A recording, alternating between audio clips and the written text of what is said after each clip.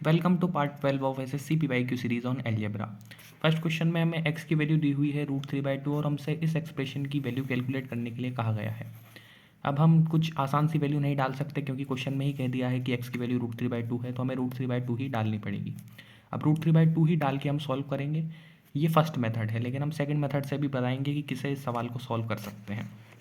तो अगर हम x की वैल्यू √3/2 डालें तो जो एक्सप्रेशन है वो कुछ ऐसा हो जाएगा। x की जगह हमने सब जगह √3/2 डाल दिया, ये एक्सप्रेशन बना। फिर जब हम ये अंदर सॉल्व करेंगे एलसीएम लेके तो एक्सप्रेशन कुछ ऐसा बन जाएगा 2 + √3/2 और एक ये 2 - √3/2 और डिनोमिनेटर में भी कुछ ऐसा ही बन जाएगा, बस साइन माइनस है। अब हमें दिक्कत किससे है? दिक्कत इस रूट से है कि अंदर भी रूट है और बाहर भी रूट है। अगर इस बाहर वाले रूट को हटाना है हमें तो अंदर स्क्वायर बनाना पड़ेगा। स्क्वायर बनाने के लिए मैंने हर टर्म में 2 से मल्टीप्लाई डिवाइड किया, 2 से मल्टीप्लाई डिवाइड, 2 से मल्टीप्लाई डिवाइड, 2 से मल्टीप्लाई डिवाइड। जब मैंने किया तो कुछ ये बन गया 4 + 2 √3/4 बन गया इन सभी में, मतलब यहाँ पे 4 + 2 √3/4 और यहाँ पे माइनस साइन के साथ। अब यहाँ स्क्वायर बन चुका है। कैसे बन चुका है कि 4 + 2 √3 है, उसको हम लिख सकते हैं √3 + 1 का होल स्क्वायर। जैसे आप इसको ओपन करोगे तो वापस 4 + 2 √3 आ जाएगा। उसी प्रकार 4 - 2 √3 को हम लिख सकते हैं √3 - 1 का होल स्क्वायर। अब इसकी इन सभी की जगह हम ये वैल्यूज़ रख सकते हैं। हमने स्क्वायर बना लिया और घबराइए मत, ये जो अंडर रूट 1/4 था ये 1/2 आया था, यहाँ से ही 1/2 सब जगह से 1/2 आया था, तो 1/2 हमने कॉमन ले लिया पूरे में से और नीचे भी कॉमन लिया तो वो कैंसिल हो गया, तो उसे लिखने की ज़रूरत नहीं है। तो एक्सप्रेशन हमारा ये बचा। अब यहाँ पे स्क्वायर है और अंडर रूट है तो हम अंडर रूट को हटा सकते हैं, स्क्वायर को हटा सकते हैं, तो √3 + 1 बचेगा और √3 - 1, ये दो चीज़ें बचेंगी। जब हम पूरे को सॉल्व करेंगे तो हमारा आंसर आएगा कुछ √3 + 1 + √3 - 1 अपॉन √3 + 1 माइनस √3 + 1। यहाँ पे प्लस क्यों लिखा है? क्योंकि ये नेगेटिव साइन अंदर ब्रैकेट में नेगेटिव था, तो ब्रैकेट ओपन करोगे तो प्लस हो जाएगा, इसलिए यहाँ पे प्लस लिखा है ना कि माइनस। सॉल्व करोगे तो 2 √3/2 आएगा, यानी कि √3 हमारा आंसर होगा, जो कि ऑप्शन 4 में दे रखा है। अब जो मेथड 2 है जो कि कमी लोग बताते हैं वो क्या है? हम इसमें से ऐसा करते हैं, हम √1 + x या √1 - x ऐसे कॉमन ले सकते हैं। तो अगर हम ऐसा करते हैं √1 - x कॉमन लेके देखते हैं। जैसे हमने कॉमन लिया तो इससे क्या फ़ायदा हुआ? आपको लग रहा होगा कुछ भी फ़ायदा नहीं हुआ, बस ये कैंसिल हुआ है। लेकिन अब फ़ायदा ये हुआ है कि हमें निकालना है 1 + x upon 1 - x under root के अंदर, और नीचे भी यही है। अब वो हम कैसे निकालेंगे? x की वैल्यू हमें √3/2 दी हुई है। जैसे ही आप इसको देखोगे 1 + x 1 - x, तो आपको कंपोनेंडो डिविडेंडो याद आना चाहिए, numerator plus denominator, numerator minus denominator.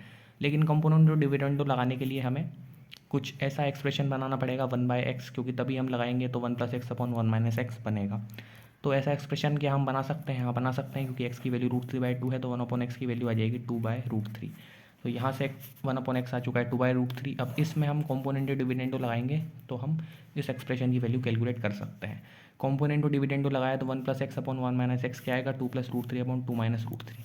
अब ये जो है इरेशनल है, मतलब इसका डिनोमिनेटर जो है इरेशनल है, तो इसको रैशनलाइज करने के लिए 2 + √3 से ऊपर नीचे मल्टीप्लाई किया तो ऊपर बन गया 2 + √3 का स्क्वायर, नीचे बन गया 4 - 3 यानी कि 1। अब यहाँ पे भी इस मेथड से भी हमने स्क्वायर बना लिया है, तो 1 + x अपॉन 1 - x आया है इसका स्क्वायर, हमें निकालना है अंडर रूट के अंदर, तो स्क्वायर और अंडर रूट हट के 2 + √3 आ जाएगा, यानी कि यहाँ पे आएगा 2 + √3 + 1 अपॉन 2 + √3 - 1। इसको जैसे ही हम सॉल्व करेंगे तो आएगा 3 + √3 और 1 + √3।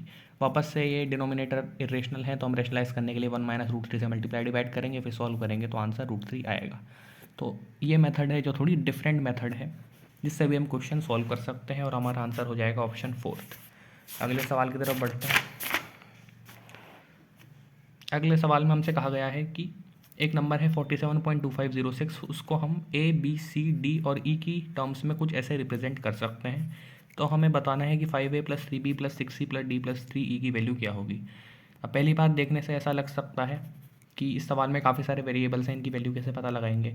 लेकिन अगर आप ध्यान से देखोगे तो 4 4 7 7 2 2 5 5 और 0 है तो 0 को नहीं लिखा है, बाकी 6 6, यानी कि ये नंबर है वो कुछ नहीं, बस एक्सपेंडेड फॉर्म में ही लिखा हुआ है। यहाँ पे 10 की पावर से हमने मल्टीप्लाई किया है, जो ये ए बी सी डी है ये कुछ नहीं है, बस 10 की पावर सी है।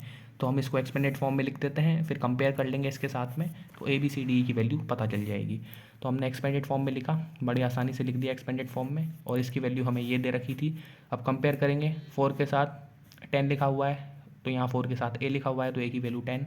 इसी प्रकार बी की वैल्यू क्या हो जाएगी? 1 हो जाएगी। क्योंकि 7 इंटू ये 1/b की वैल्यू 1 होगी तो b की वैल्यू भी 1 होगी। यहाँ से c की वैल्यू 1/10 होगी, यहाँ से 1/d की वैल्यू 1/100 होगी तो d की वैल्यू 100 होगी।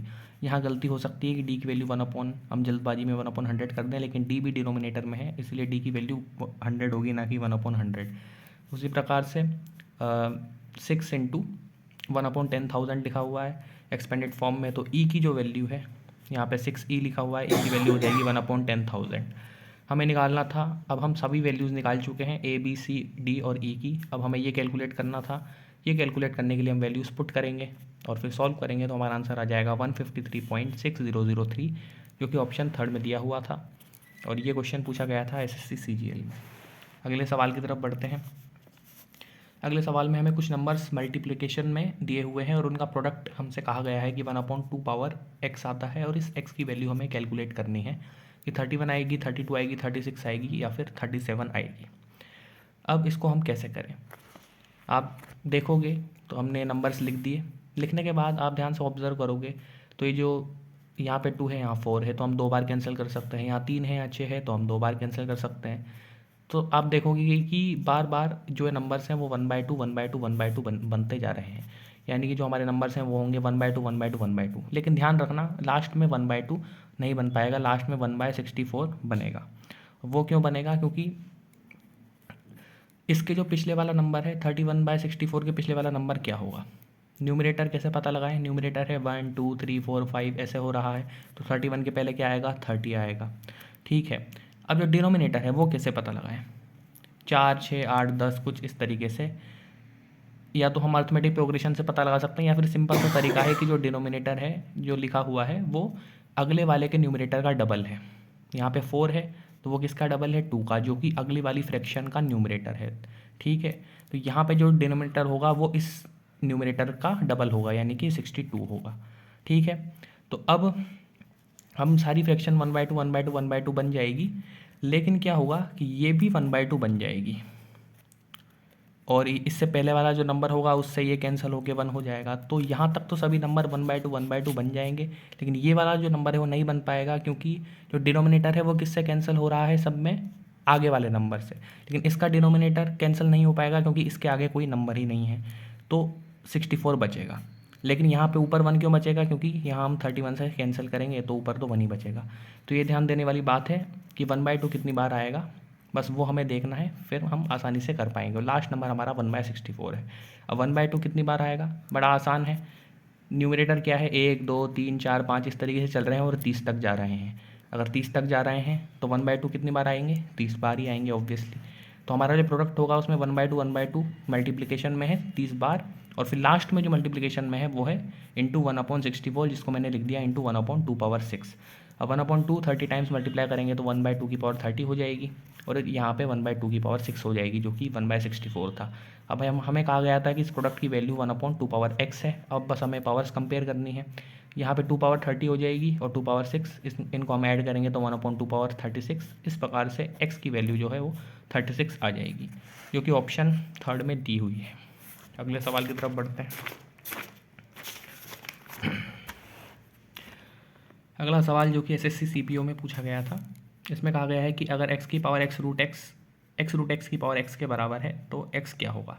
अब ये दिखने में थोड़ा सा ट्रिकी लग सकता है, लेकिन हम इसमें बेसिक सी चीज़ यूज़ करेंगे कि अगर a पावर m और a पावर n लिखा हुआ है और ये नंबर्स बराबर हैं, इक्वल साइन है ही सही यहाँ पे, तो जो पावर्स होती है वो बराबर होती है। इसमें कुछ कंडीशन होती है कि a जो है वो 1 नहीं होना चाहिए वगैरह वगैरह, लेकिन बेसिक रूल यही है कि m जो है वो n होता है अगर a पावर m और a पावर n बराबर है, बेसिक एक्सपोनेंट का रूल है।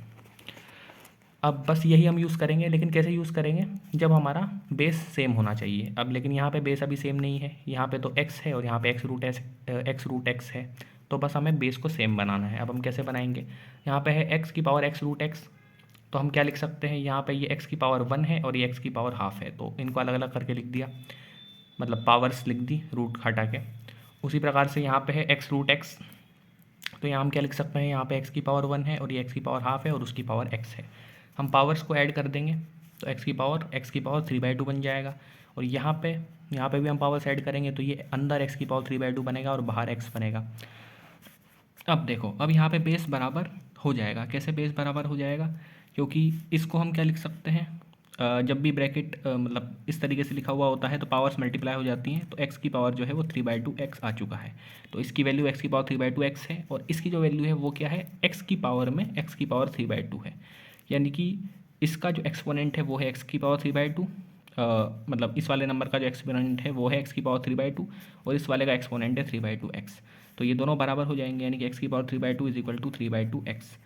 अब हम क्या करेंगे, इस 3/2x को इधर लेके आ जाएंगे LHS में, तो नेगेटिव साइन के साथ ये ज़ीरो हो जाएगा। अब इसको कैसे सॉल्व करेंगे, इन दोनों में x हम कॉमन ले सकते हैं। x हमने कॉमन लिया, यहाँ पावर 3/2 बनानी है, यहाँ पावर 1 है तो हमको यहाँ हाफ लिखनी पड़ेगी। इसी प्रकार से यहाँ हमें 3/2 से मल्टीप्लाई मतलब 3/2 लिखना पड़ेगा अंदर, ताकि 3/2x बन जाए। अब देखो, यहाँ पे या तो ज़ीरो क्या होगा, x ज़ीरो होगा, क्योंकि हमें ज़ीरो बनाना है, तो या तो x ज़ीरो होगा या फिर अंदर ये लिखा हुआ है ये ज़ीरो होगा। x यहाँ पे ज़ीरो नहीं हो सकता है, क्योंकि जैसे ही आप एक्सप्रेशन देखोगे तो वो लिखा हुआ है x की पावर x√x। अगर आप यहाँ पे ज़ीरो पुट करोगे तो क्या आएगा, ज़ीरो की पावर ज़ीरो। और यहाँ पे आप x√x यहाँ पे भी अगर करोगे तो यहाँ भी ज़ीरो की पावर ज़ीरो आएगा, और ज़ीरो की पावर ज़ीरो हम कैलकुलेट नहीं कर सकते हैं। कोई भी ये ना कहे कि ज़ीरो की पावर ज़ीरो 1 होता है, क्योंकि ये इनडिटर्मिनेंट, मतलब इसको हम डिटरमाइन नहीं कर पाएंगे कि क्या इसकी वैल्यू आएगी। 1 की बाकी और कोई भी रियल नंबर ले लो, उसकी पावर ज़ीरो करोगे, कोई भी रियल नंबर की पावर ज़ीरो करोगे तो वो 1 आएगी, लेकिन ज़ीरो को यहाँ पे छोड़ना पड़ेगा, जहाँ पे रियल नंबर ज़ीरो नहीं होना चाहिए।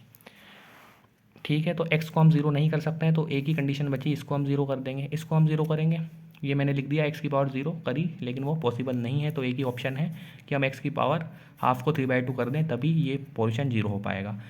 अब ये x की पावर हाफ 3/2 आया है, हमें निकालना था x, तो हम क्या करेंगे, हम स्क्वायर कर देंगे दोनों तरफ। जैसे ही स्क्वायर करेंगे तो यहाँ x बचेगा, और यहाँ पे स्क्वायर करेंगे तो 9/4 बचेगा। तो हमारा आंसर होगा x equal to 9/4, which is option number 3। मिलते हैं आगे की वीडियोस में।